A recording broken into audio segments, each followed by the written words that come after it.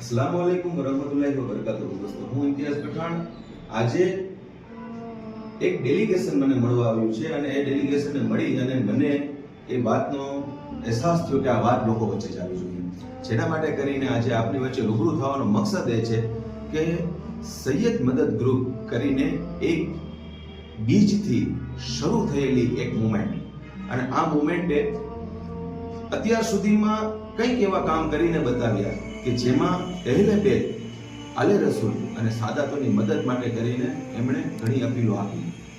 આ અપીલો આપ્યા બાદ લોકોએ એમને સાથ તો આપ્યો, પણ આજે મારે આપની વચ્ચે રૂબરૂ થઈ અને વાત કરવાનો મકસદ એ છે યારો કે આ ગ્રુપને ચલાવનાર પણ અહેલે બેત જ છે.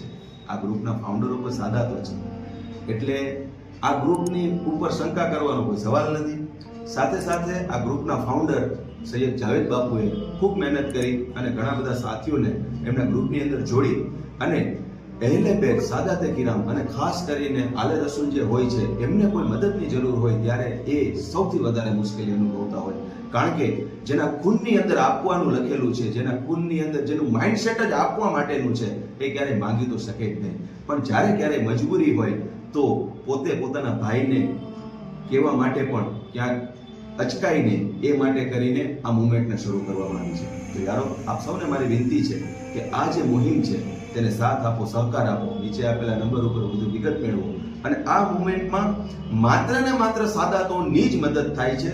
આ મુવમેન્ટને ચલાવનાર પણ સાદાતો જ છે, એટલે અન્ય કોઈ વ્યક્તિએ પોતાની મદદ માટે ફોન ન કરવા.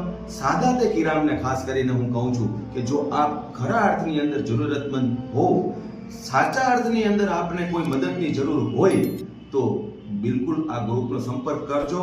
પણ આ ગ્રુપની શરૂઆતથી એ લોકો આપના માટે કરીને મહેનત કરી રહ્યા છે. આપના હકમાં, આપના નસીબમાં જે હશે અલ્લાહ તરફથી એ મદદ આપને મળશે અને નિસ્વાર્થ ભાવે આ લોકો કોઈ પણ પ્રકારના સ્વાર્થ વગર આપના સુધી પહોંચાડવા માટે પ્રયત્ન કરે છે. તો આમને સાથ આપો, સહકાર આપો. એ મદદ લેનારની પણ જવાબદારી છે, કોમના એક એક વ્યક્તિની જવાબદારી છે, અને સાથે સાથે જ્યાં ક્યાંય પણ આ લોકો આપને જોવા મળે તો તમામ આગેવાનો, રાહબરો, ચિંતકો, તમામ સમાજના વડીલોને પણ મારી વિનંતી છે કે આ ગ્રુપ માત્ર ને માત્ર સાદાતોને મદદ કરવા માટે કરીને એક સાદાત આપણી પાસે કોઈ વાત લઈને આવે છે, આપણી વિશેષ જવાબદારી છે કે વાતને આપણે સપોર્ટ કરવો જોઈએ, સાથ આપવો જોઈએ.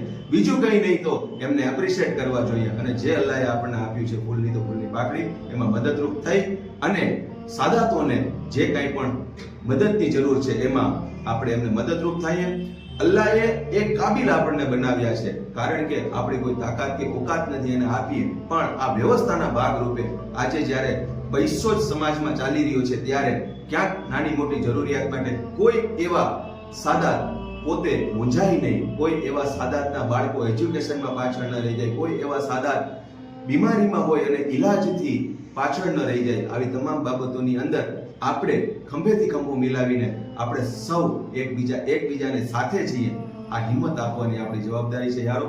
તો આપ સૌને મારી વિનંતી છે, નીચે આપેલા નંબર ઉપર એમનો સંપર્ક કરજો, વિશેષ વધુ માહિતી લેજો, અને સાથે સાથે આ ગ્રુપની જે અપીલો છે બહુ ફિલ્ટર કરેલી છે, અને આપનો ભાઈ જ્યારે આ વાત કરી રહ્યો છે તો પૂરી ખાતરી કરીને જ આ વાત થતી હોય. આ જ વાત સાથે આપના ભાઈનું અસલામ વાલેકુમ.